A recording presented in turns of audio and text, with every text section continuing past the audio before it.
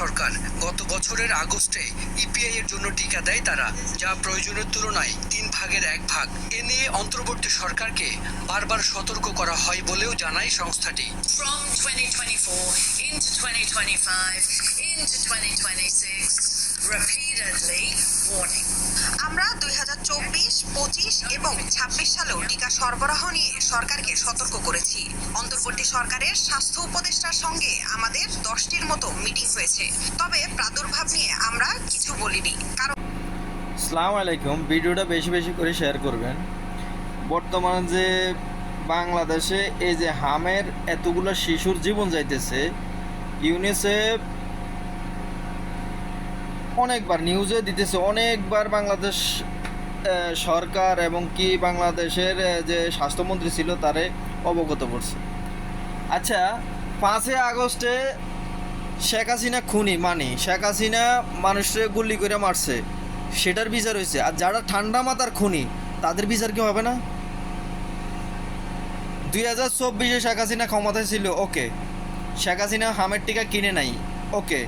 UNICEF বারবার বলছে নেই, কিন্তু 2025 সালটা তো পুরা ডক্টর ইউনুস ক্ষমতায় ছিল, এবং কি ইউনিসেফ আপনার বলতেছে না হলে ইউনুস সরকারের স্বাস্থ্যমন্ত্রীর সাথে না হলেও 10 বার বৈঠক করছে যে হামের টিকা কেনার জন্য বা হামের টিকা দেওয়ার জন্য, দেয় নেই।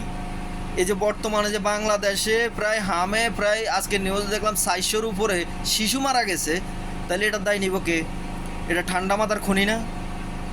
তাইলে অন্তর্বর্তী সরকার যে ছিল ডক্টর ইউনুস, হেও খুনি, এবং কি হে যে স্বাস্থ্যমন্ত্রী ছিল হেও খুনি। এটা হলো ঠান্ডা মাথার খুন। আপনার 400 শিশু মারা যাওয়া কি মানে মানুষের বাপ মার বুক খালি হওয়া, এটা সাধারণ কোনো বিষয় না, অনেক কষ্ট, অনেক দুঃখ।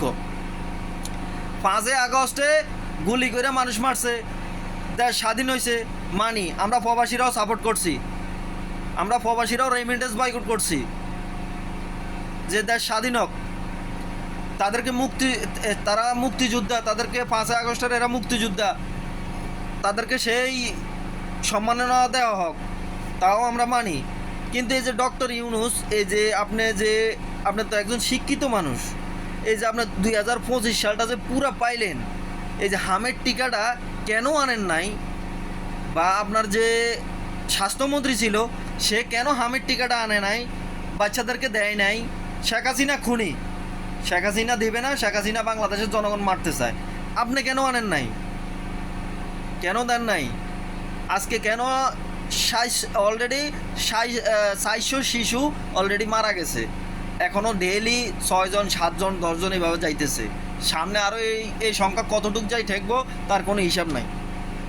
তাহলে বর্তমান সরকারের দায়িত্ব, যে তত্ত্বাবধায়ক সরকারের আমলে যে আপনার শিক্ষামন্ত্রী ছিল, বা শিক্ষামন্ত্রী না, যে চিকিৎসামন্ত্রী ছিল, তারে বিচারের আওতায় এনে তার বিচার করা দরকার, তারে ফাঁসিতে ঝুলানো দরকার। কেন 400 শিশুর জীবন গেল?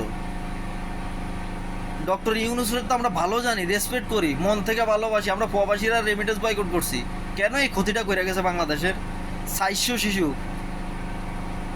আগামী প্রজন্মের ভবিষ্যৎ এগুলা, কেন এগুলা দুনিয়াতে সব কিছু না দেখার আগে দুনিয়া ছাইরা চলে যেতে হয়েছে?